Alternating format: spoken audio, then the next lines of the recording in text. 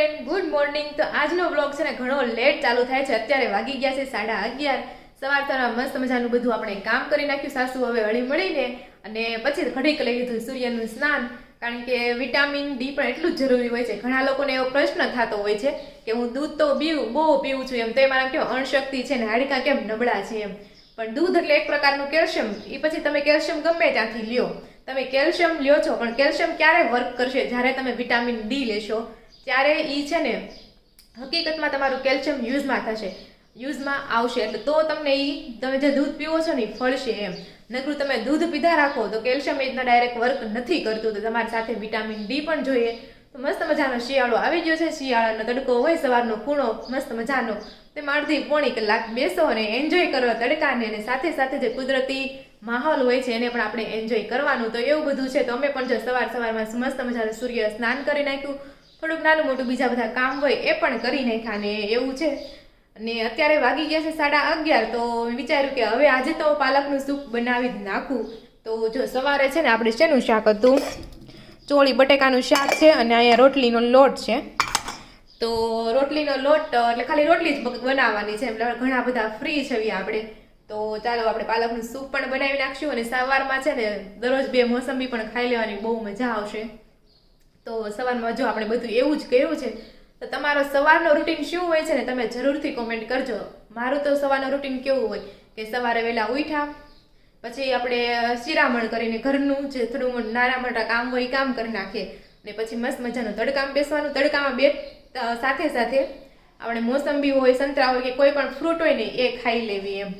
તો એવું બધું હોય છે આજે મારો મોર્નિંગ રૂટીન। તો જો આપણે બનાવવાનું છે પાલકનું સૂપ। શિયાળામાં છે ને સૂપ પીવાની બહુ જ મજા આવે, શું કેવું તમારે? તો આજે આપણે બનાવશું પાલકનું સૂપ। તો એના માટે જો આપણે એટલી પાલક લઈ લીધી છે, હવે પાલકને છે ને આપણે પાણીમાં રાખીને થોડીક વાર ઉકળવા દઈશું, પછી આગળની પ્રોસેસ તમને ધીરે ધીરે હું બતાવું। તો ચાલો એવું બધું છે। અને મમ્મી જો ધાબા ઉપર કપડાં લેવા ગયા છે, એ આવે એટલે તમને એને પણ હું મળાવું। તો એવું બધું છે, ચાલો। અને હા, જો વિડીયો ગમ્યો હોય તો લાઈક, શેર અને સબસ્ક્રાઈબ કરવાનું તો બિલકુલ પણ ભૂલતા નહીં। અને બધાને જય સ્વામિનારાયણ, જય યોગેશ્વર અને જય સચ્ચિદાનંદ। તો જો આપણે પાલકનું સૂપ બનાવવાનું છે એના માટે આપણે એટલી પાલક લઈ લીધી છે, એમાં આપણે નાખી દઈશું પાણી।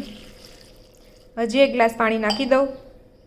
તો જો જે પાલક હોય છે ને એને આપણે દાંડી સાથે આમાં છે ને પાણીમાં ઉકળવા દઈશું, કારણ કે એમાં પણ ઘણા ન્યુટ્રિયન્ટ્સ હોય છે। તો આપણે મીડિયમ ફ્લેમ રાખી અને આને આપણે ઉકળવા દઈશું થોડીક વાર, એટલે મસ્ત મજાનું આપણા સ્પિનાચ રેડી થઈ જશે। તો આપણી પાલક ઉકળે ને ત્યાં સુધીમાં આપણે છે ને કાંદા જોઈશે, તો કાંદાને મસ્ત મજાના ઝીણા ઝીણા કટિંગ કરી નાખીએ, અને લસણ પણ થોડું ફોલી નાખશે, કારણ કે સૂપમાં જો કાંદા લસણ ન હોય ને તો એની મજા જ ન આવે। તમારે શું કેવું તમે જરૂરથી કોમેન્ટ કરજો। તો ચાલો એટલું આપણે કરી નાખીએ। તો જો આ બાજુ આપણે પાલક છે ને એકદમ મસ્ત ઉકળી ગઈ છે, અને એકદમ જો ઝીણી ઝીણી થઈ ગઈ છે, વફાઈ ગઈ છે એવી, અને મસ્ત પાલકની સ્મેલ પણ આવે છે। અને આ બાજુ આપણે લસણ અને કાંદા પણ એકદમ ઝીણા ઝીણા કટિંગ કરી નાખ્યા છે। અને આ બાજુ જો મમ્મી ધાબા ઉપરથી કપડાં લઈને આવી ગયા છે। જય શ્રી કૃષ્ણ। જય શ્રી કૃષ્ણ। આજે તો થોડા કપડાં વધારે હશે, કારણ કે જુનાગઢથી સંજયભાઈ આવ્યા એટલે એના કપડાં જે વધારે છે એવું બધું છે। તો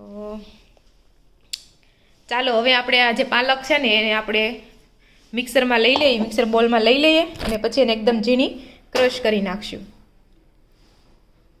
એની ગ્રેવી બનાવી નાખશું પાલકની।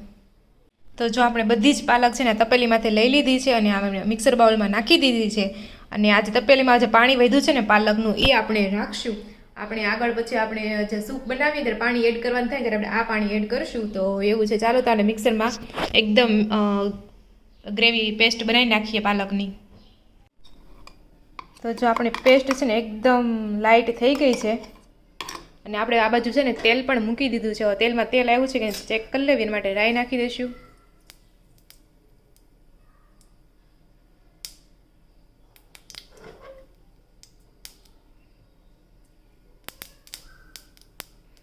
તો તેલ આપણું આવી જશે, એમાં આપણે નાખી દઈશું આખું જીરું, ને પછી એમાં આપણે નાખી દઈશું લસણ,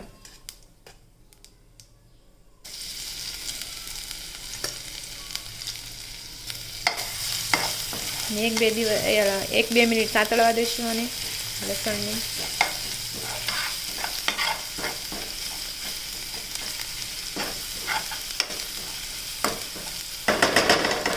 ને હવે આપણે એમાં નાખી દઈશું બારીક સમારેલા ડુંગળી.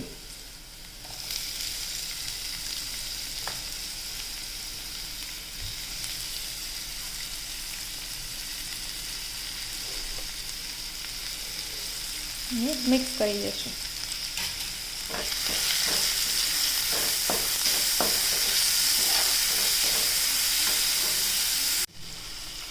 તો જો આપણા લસણ અને કાંદા છે ને એકદમ હવે ચડી ગયા છે, કાંદા પણ બ્રાઉન થઈ ગયા છે. હવે આપણે આ પ્યુરી છે ને એમાં થોડું પાણી નાખી દઈશું, જે વેજીટેબલ્સનું વધ્યું હતું ને એ જ, એટલે નાખવામાં આપણને ઇઝી પડી જાય. તો આ પાણી આપણે આમાં મિક્સ કરી દઈશું.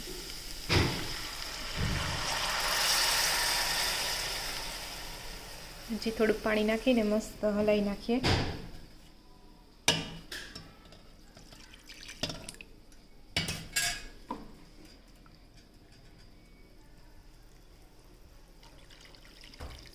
મસ્ત ગ્રીન કલર. હવે આપણે આમાં નાખી દઈશું મરી પાવડર. મરી પાવડર છે એ નાખી દઈશું. હવે આને થોડીક વાર ઉકળવા દઈશું. પૂરીને થોડીક ઘટ કરવા માટે આપણે દૂધ લઈ લીધું છે ને એમાં થોડોક નાખશું આપણે કોર્નફ્લોરનો પાવડર, એટલે એકદમ ઘટ થઈ જશે અને ગાંઠો ન પડે એમાં આને મિક્સ કરી દેવાનું છે. તો ચાલો હું વ્યવસ્થિત પહેલાં મિક્સ કરી દઉં. તો પ્યુરી આપણી દૂધની એકદમ રેડી છે, તો આપણે એનામાં એડ કરી દઈશું. અને કલર પણ સેજ આછો લીલો થઈ જાય, કલર પણ ચેન્જ થઈ જાય થોડો.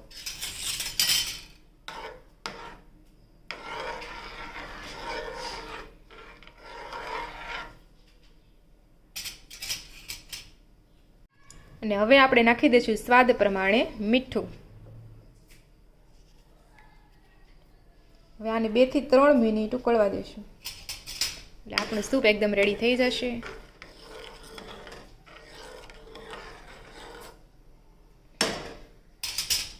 જો આપણું પાલકનું સૂપ છે ને એકદમ મસ્ત મજાનું ઉકળી ગયું છે ને એકદમ રેડી થઈ ગયું છે. તો ચાલો ટેસ્ટ કરીને જોઈએ કેવું બન્યું છે. જોવામાં તો બહુ મસ્ત અને સ્મેલ પણ સારી આવે છે. તો ચાલો જોઈએ. તો બપોરા કરવા માટે આપણે બેસી ગયા છે અને જમવામાં છે આપણે ચોળી બટેકાનું શાક છે, રોટલી છે અને આ પ્રસાદી છે. શું કહેવાય પ્રસાદીને? સ્વામિનારાયણની લાડવી. હા, સ્વામિનારાયણની લાડવી. અને આપણે બનાવ્યું ને સૂપ, પાલકનું સૂપ, તો જે એકદમ ઘટ થઈ ગયું છે, આપણે કોર્નફ્લોરનો પાવડર નાખીને દૂધ સાથે, તો એકદમ કન્સિસ્ટન્સી સારી થઈ. ચાલો તો આને ટેસ્ટ કરીએ કેવું બન્યું છે અને મમ્મી પાસેથી રિવ્યૂ લેવી કેવું બન્યું છે એમ. તો તમે બધા કોમેન્ટ કરજો તમને સૌથી વધારે કયું સૂપ ભાવે છે. અમને તો અમારા ઘરમાં બધાને મોટા ભાગે મંચાવ સૂપ જ ભાવે, બરોબર ને? બાકી ઓલા ટમેટોના સૂપ ને ઓલું બ્રોકલી ને મંચાવ જ લાવી છે આપણે દર વખતે. હા, તો અમારે તો બધાને ઈ જ ફેવરિટ છે. તમારું કયું ફેવરિટ છે નહીં તમે કોમેન્ટ કરજો. ચાલો ટેસ્ટ કરીએ એમના રિવ્યુ લેવી કેવા બન્યું છે.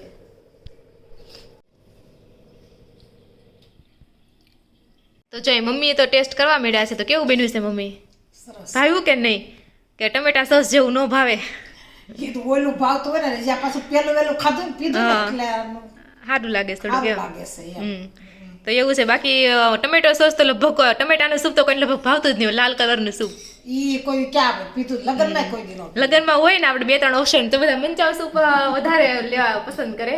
બાકી બધા સ્વાદ એવા ટમેટો સૂપ તો મને થોડું ન ભાવે. તો એવું બધું છે. તો ચાલો હવે તમે બપોરા કરી લેવી અને ચાલો બધા બપોરા કરવા. ઠરી ગયો. હેલો મિત્રો, જો અત્યારે વાગી ગયા છે સાંજના 6 અને આપણે બનાવવાનું છે ચેવડો, મમરાનો ચેવડો. તો કોઈની કોમેન્ટ આવી હતી કે તમે ચેવડો બનાવો ને ત્યારે રેસીપી આપજો એમ, તમે ઘણા વિડીયોમાં આપી રહી છે. બધું આજે છે ને ફટાફટ આપી દો. તો સૌથી પહેલાં મેં છે ને એક બાઉલ લીધું ને એમાં છે ને આપણે તેલ મૂકી દીધું. તેલ આવે ને ત્યાં સુધીમાં આપણે બધા મમરા છે એનો આજે ભૂકો નીકળે છે વધારાનો, એ સાફ કરી નાખ્યા. હવે જો તેલ આવે ને તો આપણે છે ને વઘાર કરવાનો છે ચટણી અને હળદરનો. તો એક થેલી છે ને મમરા, તો એમાં હું છે ને 3 પાવડા તેલ નાખીશ ને પછી એમાં જરૂરિયાત પ્રમાણે ચટણી પાવડર અને હળદર નાખી દઈશ.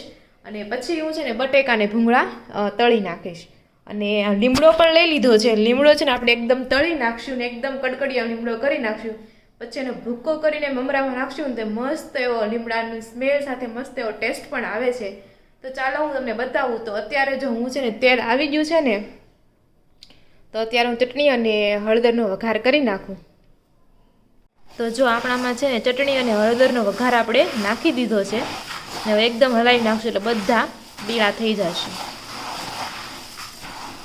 તો જો આપણા પૌવા છે ને બધા તળાઈ ગયા છે, એક થાળી જેટલા આપણે પૌવા તળ્યા છે, તો આપણે એને નાખી દઈશું આપણા ચેવડાની હારે.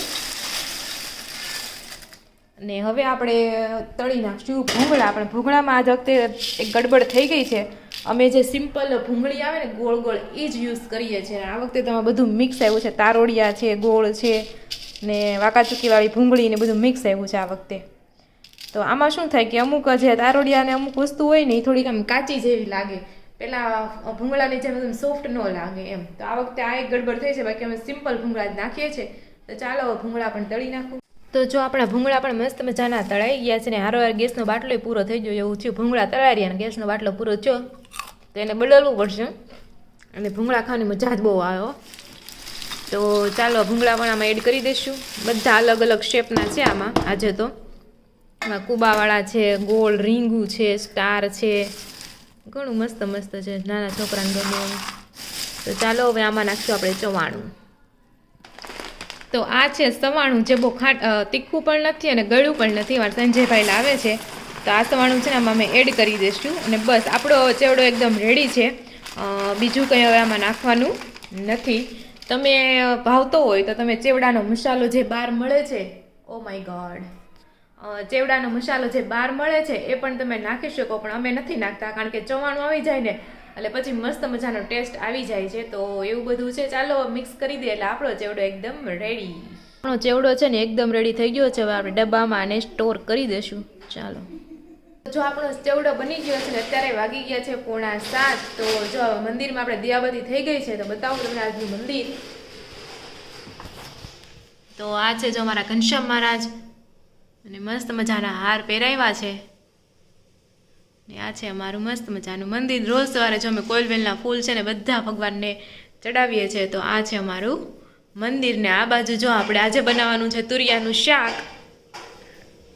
તો અહીંયા જો તુરિયાનું શાક થાય છે, તુરિયાના શાક સાથે હોય છે રોટલા. તો મમ્મી અહીંયા બનાવે છે બાજરાના રોટલા. તો બાજરાના રોટલા અને તુરિયાનું શાક. હા, રોટલા ખાવા આવો, સાચી વાત છે. તો એવું બધું છે. તો ચાલો જો આ બાજુ ખજૂર પણ આવી ગયો છે તો ખજૂર પાક પણ બનાવવાનો છે. અને આ બાજુ જો ડ્રાય ફ્રૂટને કટિંગ કરવાનો છે. મને લાગે શરૂઆતમાં તૂટી જાય. પહેલાં અમારે આવું જ હતું, એ તૂટી ગયું. એ તો વાપરીને તૂટ્યું. આ તો મને લાગે એમને એમ તૂટી જાય. તો એવું છે. હજુ કટિંગનું મશીન પણ આવી ગયું છે. હવે જોઈએ આમાં કેવી રીતના કટિંગ થાય છે ને એવું બધું. તો એવું છે. તો ચાલો પહેલાં તો વાળું જમવાનું છે એનું તો આપણે તૈયારી કરી લેવી અને પછી આપણે બનાવશું ખજૂર પાક. તો જો આપણે ખજૂર પાક બનાવવાનો છે ને તો એનું મશીનનું જે ડ્રાય ફ્રૂટ કટિંગનું મશીન આવી ગયું છે આપણે. તો આ મસ્ત છે, સારું એવું છે, મજબૂત પણ છે, તૂટે એવું પણ નથી અને મસ્ત છે. તમારે જેવું નાનું મોટું ઝીણું જોતું હોય ને એવું બધું આમાં થાય. અમે તો આ યુઝ કરીએ છીએ. તમે કયું યુઝ કરો છો જરૂરથી કોમેન્ટ કરજો. ને મિસ્ટર રોનક હમણાં આપણને છીણી દે બધું કાજુ ને બદામ. જો આપણું કાજુ ને બદામ એકદમ નાનું મોટું કટિંગ થઈ ગયું છે મસ્ત મજાનું. તો આમાં ફટાફટ ઇઝી થઈ ગયું કાપવાનું એટલે બહુ મજા આવી. ફટાફટ બની જાય ખજૂર પાક. તો જમી લેવું છે કે બાકી છે જમવાનું હજી, કે રાહ જોવાની છે? કેમ ભૂખ નથી લાગી? હમણાં આવીને તો ખોખડતા હતા. શું ખાધું?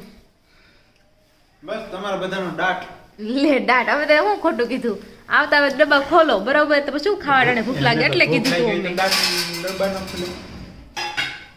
પણ તમે જરીક ખાવ તો વાંધો નહીં. તમે તો આખું સાલ્યું ભરીને હાની પાછી. અરે તલ કેટલા ઓલા હોય એ તરત એનાથી પેટ ભરાઈ જાય એટલે કીધું તું. બીજું કઈ વાંધો નહોતો તમને તો. હા બસ એમ. તો સારું હાલો આપણે અત્યારે વાળો કરી લેવી અને પછી ચેવડામાં આ વખતે કેવું છે ખબર છે? ઓલા ભૂંગળા આવી ગયા હો, ડિઝાઇન વાળા. ઓલા નોતા નાખવાના ઈ જ આવી ગયા. તો એવા હવે કોને ખબર હતી? ડિઝાઇન વાળા આવી જશે અલગ અલગ ડિઝાઇન ના. મને એમ કે નહીં મેળાવો એટલે પછી કદાચ લાવ્યા હશો એમ. આવા ખૂબ આવ્યા છે તો ઈ બધું કુબા છે, હાથ છે, સ્ટાર છે, કુંભારનો બધું વાંધો છે. આવે. જો કોકનો ફોન આવ્યો તો કાંઈ નહીં, ચાલો આપણે શાક પણ બની ગયું છે ને, હવે આપણે વાળું કરી લઈએ. તો જો વાળું કરવા માટે બેસી ગયા છીએ. વાળુંમાં છે આપણે રોટલો, દૂધ અને પાપડ અને શાક અને કેરીની કટકી, અને અહીંયા જમવા માટે બેસી ગયા છે. મમ્મી ખજૂર પાક બનાવે છે, ખજૂરના કટકા કરે છે. તો એવું છે, તો ચાલો આપણે વાળું કરી લઈએ. અને મમ્મી તો પછી પપ્પાની આવે ત્યારે વાળું કરે. અમે 5 જણા છે, પણ 3 તફામાં અમે જમવા માટે બેસી. પેલા હું અને રોનક જમવા બેસી 7 વાગે, પછી 7:45 જેવું થાય ત્યારે મમ્મી અને પપ્પા, અને 8 વાગે એટલે સંજયભાઈ જો ખાવું હોય તો ખાય, નકર સાંજે તો મોસ્ટ ઓફ નથી ખાતા. તો એવું બધું છે. તો ચાલો બધા વાળું કરવા. અત્યારે વાગી ગયા છે 7:30 અને મસ્ત મજાનું આપણે વાળું કરી લીધું છે. તો આપણે કેટલા ટાઈમથી આપણે ભગવદ ગીતાના શ્લોક નહોતા લેતા, તો ચાલો લઈ લઈએ. તો આપણે અધ્યાય 2 માં શ્લોક નંબર 4 સુધી પહોંચ્યા હતા આપણે. તો એકવાર પહેલા બધું રિવિઝન કરાવી દો, કારણ કે બધું ભૂલી ગયા હશું એમ. તો પહેલા અધ્યાય હતો ને, જેમાં પહેલો અધ્યાય શું હતું કે કુરુક્ષેત્રની યુદ્ધભૂમિ ઉપર નિરીક્ષણ, એટલે અર્જુનનો વિષાદ હતો. બંને બાજુ પાર્ટી ગોઠવાઈ ગઈ હતી યુદ્ધ લડવા માટે, અને બંને પાર્ટી એકબીજા નિરીક્ષણ કરતી હતી કે આની સાઈડ તો આ છે, આની સાઈડ તો આ છે. પોતાના શંખ નગારા વગાડી પોતાનું યુદ્ધનું આરંભ કર્યો. અને જે બાજુ ભગવાન છે કૃષ્ણ ભગવાન, એની વિજય તો નિશ્ચિત જ છે. પણ તો અર્જુનને એમ થાય છે કે હું સામેવાળા સાથે કેમ લડું, એના તમારા ભાઈઓ છે, પિતામહ છે, ગુરુદેવ છે, તો એની સાથે તમારે કેમ લડવું એમ કરીને એ કૃષ્ણ ભગવાનને પૂછે છે. બરોબર કુરુક્ષેત્રના જે યુદ્ધનું હતું ને રણ, એની બરોબર મધ્યમાં રથ લઈ ગયા હતા, ત્યાં એ અર્જુન કૃષ્ણ ભગવાનને પૂછે છે મારે કેમ લડવું બધા મારા સગાવાલા સાથે, એમ કે ભૌતિક સંપત્તિ હાટુથી મારે યુદ્ધ કરવું. તો એમ કરીને પોતાનું ધનુષ્ય મૂકીને શોક સાથે જે ગાડું હતું એનું રથ ગાંડી એમાં એ બેસી જાય છે. અને હવે પછી ભગવાન અધ્યાય 2 છે ગીતાનો સાર, એમાં ભગવાન કૃષ્ણ છે એ અર્જુનને સમજાવે છે કે, તો એમાં જો તો એમાં પૂર્ણ પુરુષોત્તમ જે ભગવાન કૃષ્ણ છે અર્જુનને કહે છે કે હે અર્જુન, તારા મનમાં આવી મિલિતતા ક્યાંથી આવી? જીવનનું મૂલ્ય જાણનાર મનુષ્ય માટે તે લેશ માત્ર યોગ્ય નથી. તેનાથી ઉચ્ચતર લોકોની નહીં પરંતુ અપશયની પ્રાપ્તિ થાય છે. એટલે ભગવાન અર્જુન તો એક યોદ્ધા છે, તો એનું શું હોય કે યુદ્ધ કરવાનું હોય એમ. તો અર્જુનમાં બધા સવાલ આવે છે. તો કૃષ્ણ ભગવાન કહે છે કે આવું તારામાં કે હું ધારી ન શકું એમ, તારે તો યુદ્ધ કરવું જોઈએ એમ. આવી નબળાઈ તારામાં ક્યાંથી આવી ગઈ એવું કહે છે. પછી એમ કહે છે હે પૃથા પુત્ર, આવી હીન નામર્દાઈને તાબે ન થશ, તે તને શોભતી નથી. હે શત્રુઓનું દમન કરનાર, હૃદયની આવી શુદ્ર દુર્બળતાનો ત્યાગ કર અને ઊભો થા. એટલે ભગવાન કૃષ્ણ છે ને તે અર્જુનને મોટિવેટ કરે છે કે આવી દુર્બળતા તારામાં શોભતી નથી. તું એક યોદ્ધા છો, તો તારે યુદ્ધ લડવું જોઈએ, એક સચ્ચાઈ માટે યુદ્ધ તારે લડવું જોઈએ એમ. તો હવે શ્લોક નંબર 4 આવ્યા છે, ત્યાંથી આપણે કન્ટિન્યુ કરશું. તો શ્લોક નંબર 4 માં છે ને અર્જુન કહે છે હે શત્રુહીનતા, હે મધુસૂદન, હું યુદ્ધમાં ભીષ્મ તથા દ્રોણ જેવા પૂજનીય પુરુષો પર બાણોથી વળતું આક્રમણ કેવી રીતે કરું એમ. તો શત્રુ હંતા અને શત્રુઓનો નાશ કરનાર ભગવાન કૃષ્ણ અને મધુસૂદન, અને મધુ નામનો રાક્ષસ હતો એનું ભગવાન કૃષ્ણએ વધ કર્યો હતો, ત્યારથી એનું નામ પડી ગયું હતું મધુસૂદન.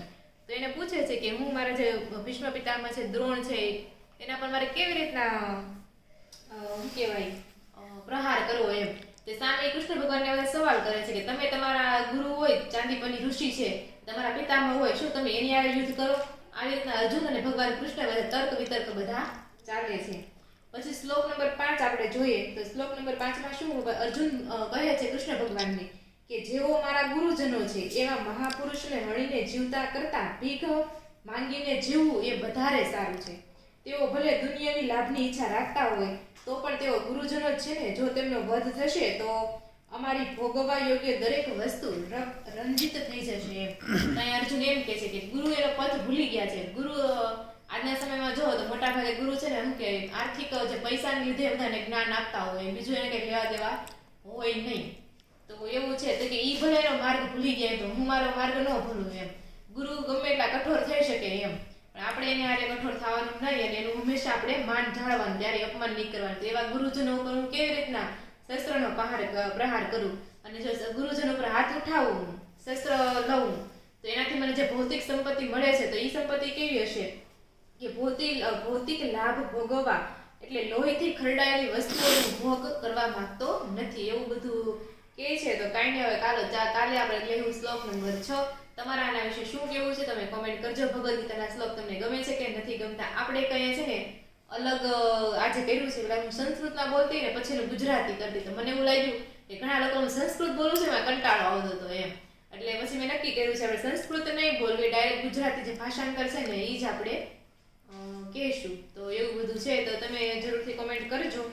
અને મને યાદ આવ્યું કે ભીખ નહીં માગે એમ, તો ઇન્દોરમાં આજે પોસ્ટ જોઈ કે ઇન્દોરમાં એવું છે કે જે લોકો ભિખારીને ભીખ આપશે ને ઇન્દોરમાં જ ને કે બીજે ક્યાંય ખબર નહીં કઈ લગભગ તો 99% ઇન્દોર જ છે કે એમાં જો ભિખારીને ભીખ તમે આપશો ને તો તમારા ઉપર કેસ થાય, મતલબ તમે કોઈ ગુનો દાખલ થાય કે તમારે ફાઇન ભરવો પડશે. તો એવું કંઈક છે. તો આ એક સારું કહેવાય કે અમુક ઘણા લોકો તો કામ થઈ શકતું હોય ને તોય ભીખ માંગતા હોય, તો એ લોકો ઘણા ખરા દૂર થઈ જાય. તો મમ્મી એમ કહે છે કે ઘણા બધા ભિખારી હોય તેની પાસે કેટલા કરોડો રૂપિયા નીકળે એમ. તે પોપટભાઈના વિડીયોમાં જ એકવાર બતાવેલું છે કે એના ઘરે જાય ને ભિખારી ઘરે તો નકરા ડબ્બાના આન તેન ખૂણે ખાચરે કેટલા પૈસા ભેગા કર્યા, પછી લોકો વાપરે ને ભેગા કરીને શું કરવા છે. પોપટભાઈએ કાંઈ હા, એના વિડીયોમાં જ લગભગ એવું હતું. તો એવું બધું છે. તો ચાલો થોડી કોમેન્ટ પણ લઈ લઈએ કે જે લોકો આપણે સપોર્ટ કરે છે ને થેન્ક યુ પણ કહી દઈએ. ચાલો કોમેન્ટ લઈ લઈએ. તો આપણે કોમેન્ટ લઈએ તો વીએમ રાવલ સરે આપણને એક ઉખાણું જેવું પૂછ્યું છે. તો એવું પૂછ્યું છે કે એવું કોણ છે કે આપણને એવું કોણ કે ડૂબતાને બચાવી શકતા નથી. એવું કોણ છે કે આપણે ડૂબતાને બચાવી શકતા નથી. તો કોઈને ખબર હોય તો તમે જરૂરથી કોમેન્ટ કરજો, મને નથી ખબર. એટલે હું કે વસ્તુ એ ડૂબતું હોય તો આપણે એને ન એવું બચાવીએ કોણ કે છે? એમ હા, એ વસ્તુ હોય, ડૂબે છે આપણે નથી બચાવી શકતા. હું સૂર્ય સૂર્ય. સૂર્ય ડૂબતો હોય એટલે કે આથમતો હોય તો એને કોઈ બચાવીએ કે હા, તો એક આન્સર આવ્યો છે મિસ્ટર રોનક તરફથી. સૂર્યનું કેવું છે કે એવું કોણ છે કે આપણે ડૂબે છે પણ તો બચાવી નથી શકતા. સૂર્ય એક સાચી વાત છે. તો તમને બીજો કોઈ આન્સર હોય તો તમે જરૂરથી કોમેન્ટ કરજો. ને વીએમ સરને વિનંતી કે આ જવાબ સાચો છે કે નહીં કોમેન્ટમાં આપણને કહે. પછી સીતુસ કિચન છે, એણે કીધું છે કે વડાપાવ તમે જ્યારે તળો ને ત્યારે વડાપાવને વઘારમાં શું નાખવાનું? ઓઇલ, રાઈ તેલ નાખવાનું, રાઈ, અડદ દાળ, હિંગ, લીમડો, આદુ, ગાર્લિક પણ એડ કરી શકાય. તો કાંઈ નહીં, નેક્સ્ટ ટાઈમ બનાવશું તો અમે આવી રીતના ટ્રાય કરી શકીશું. અને પછી બીજી છે ને ઘણા લોકોએ આપણે શ્રદ્ધાબેન શારદાબેન, હું તરત શ્રદ્ધાબેન બોલતી હતી પણ એકચ્યુઅલી મને આજે ખબર પડી કે શ્રદ્ધાબેન નથી શારદાબેન છે, તો સોરી. તો શારદાબેન દુધાગરાની કોમેન્ટ આવી છે, નૈના માસીની કોમેન્ટ આવી છે, ગોસી કાનો છે એની કોમેન્ટ આવી છે, પ્રિયા પટેલ, અરુણાબેન મુમડા, પછી અસ્મા સરફરાજ, મનીષા પટેલ અને પાર્થ વ્યાસ બધાએ આપણને મેની ગુડ મોર્નિંગ, જય શ્રી કૃષ્ણ, જય સ્વામિનારાયણ, જય યોગેશ્વર અને જય સચ્ચિદાનંદ કીધું છે. તો બધાને જય સ્વામિનારાયણ, જય શ્રી કૃષ્ણ અને જય યોગેશ્વર. તો એવું બધું છે. તો આવી રીતના જ કોમેન્ટ કરતા રહેજો. વિડીયો ગમતો હોય તો લાઈક, શેર અને સબસ્ક્રાઇબ કરવાનું બિલકુલ પણ ભૂલતા નહીં. અને ફરી મળીશું કાલે નવા વ્લોગ સાથે. ત્યાં સુધી જય શ્રી કૃષ્ણ અને રાધે રાધે.